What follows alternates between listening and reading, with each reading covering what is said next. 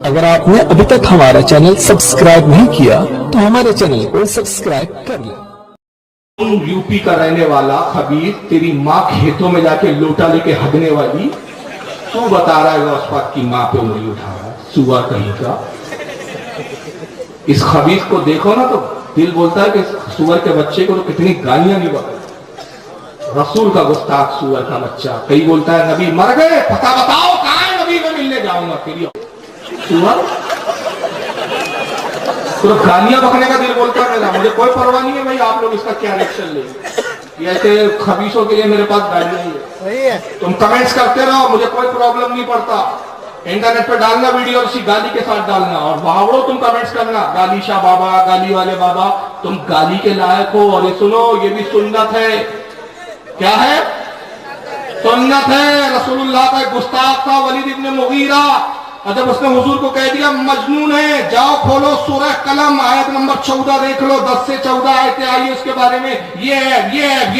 10 ہے اللہ نے گنایا، اور 10 آیت گنایا، اتلم بذالک ذنیم، یہ حرامی ہے، اس کی اصل میں خطا ہے، قرآن حرامی بول رہا ہے۔ حضرت ابوبکر صدیق بیٹھے ہوئے، صحیح بخاری کی حدیث ہے، مشرکین نے صلح کے لیے ایک شخص کو بھیجا رہا کہ مجھے اس کا نام یاد نہیں، بخاری میں موجود ہے، کتاب الجہاد کے اندر یہ حدیث آئی ہے، صحیح بخاری کے اندر۔ کون سی کتاب میں؟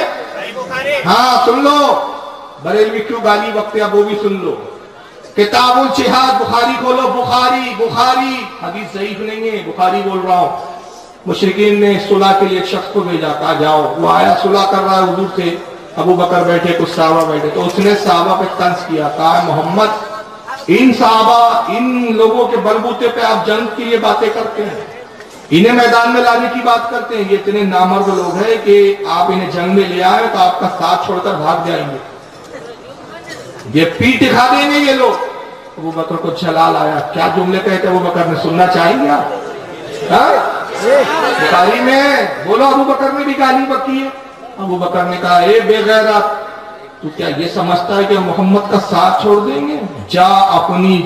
اب دیکھو میں اردو ترجمہ کر رہا ہوں، عربی میں دیکھ لینا کیا ہے، اور ان کے ملاؤں کا ترجمہ دیکھنا، جا اپنی دیوی تھی نا ان کی عزا، اس کی شرمگاہ کو چاٹ، اور اپنے حبل کا وہ سامنے والا نا اس کو منہ میں لے کے چوس۔ میں نے بہت ادب میں بولا ہے، اب آپ سمجھ لو کیسا بولتے ہو جملے کو، سامنے والا ہوتا ہے نا اس کو منہ میں لے کے کیا کر، چوس، اور جو تیری دیوی ہے نا عزا، اس کی سامنے والی جو شرم ہے نا اس کو چاٹ جا۔ یہ کیا ہے؟ بخاری میں نہ دکھا سکوں تو اپنے باپ کی اوریجنل اولاد لاؤ، تمہارے مدرسے کا کوئی مولوی بخاری کھول کے دکھاتا ہوں، بخاری میں حدیث موجود ہے، صحیح بخاری ہے، صحیح سند کے ساتھ۔ تو یہ ایمان کا تقاضا ہے، یہ ایمان ہے، یہ ایمان کی حرارت ہے کہ جب اہل ایمان کسی گستاخ کو دیکھتے ہیں نا خون کھولتا ہے، بس چلے تو تلوار چلا دے، بس نہ چلے تو کم سے کم زبان سے وہ سخت جملے بولو یار، اتنا بھی ایمان نہیں ہے تمہارے دل میں۔ آقا نے فرمایا ایمان کیا ہے؟ نماز پڑھنے کا نام ایمان سمجھ رکھا ہے، 4 ٹکرے مار لی، بینڈ لا لیا بڑا سا کالا کالا، بولیے بڑے جنتی ہو گئے، اس کا نام ایمان ہے۔ لا یؤمن احدکم حتی اکون احب الیہ من والدہ وولدہ والناس اجمعین، آگے لگا تم میں سے اس وقت تک کوئی مومن ہو ہی نہیں سکتا جب تک اپنے باپ سے زیادہ، اپنی ماں سے زیادہ، اپنے بھائی سے زیادہ، اپنے عزیز و اقارب سے زیادہ مجھ سے محبت نہ کرے، وہ مومن نہیں ہوتا۔ یہ بھی صحیح بخاری کی حدیث نمبر 16 ہے، کتاب الایمان پہلی جلد۔ قرآن کہتا ہے سورہ مجادلہ، سورہ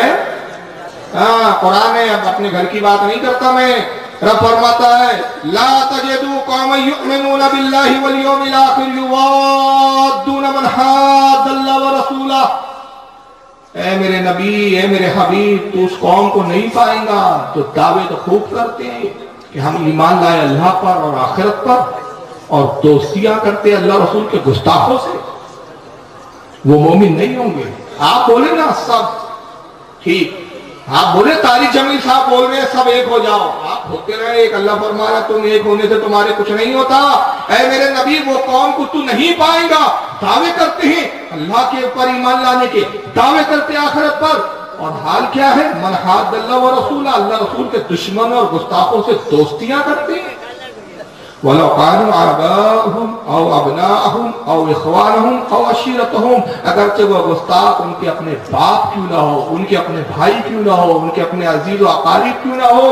اگر وہ اپنے گستاخ باپ سے دوستی کرے، اپنے گستاخ بھائیوں سے دوستی کرے، اگر اپنے گستاخ عزیز و اقارب سے تعلق قائم رکھے، اللہ فرماتا ہے وہ مومن نہیں ہو، وہ مومن ہو ہی نہیں سکتے۔ مومن وہ ہوتے ہیں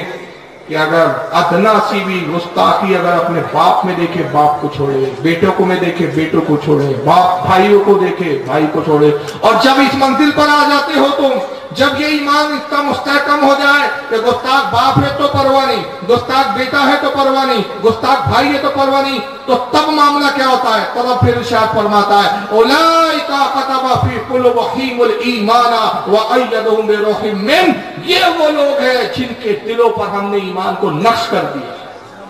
اور مقدس روح سے ان کی مدد کیا۔ رضی اللہ عنہم ورضوا عنہ ویدخلہم جنات تجری من تحتها الانہار خالدین فیہا، اور یہی وہ لوگ ہیں کہ جب یہ مریں گے ہم ان کو جنت کے باغوں میں لے آئیں گے، وہ جنت کے باغ جس کے نیچے جس میں دودھ کی اور شہد کی نہریں روا دوا۔ رضی اللہ عنہم ورضوا عنہ، یہ وہ لوگ ہیں جو اللہ ان سے راضی اور یہ اللہ سے راضی۔ قرآن یہ کہتا ہے اولئک حزب اللہ، یہ ہے اللہ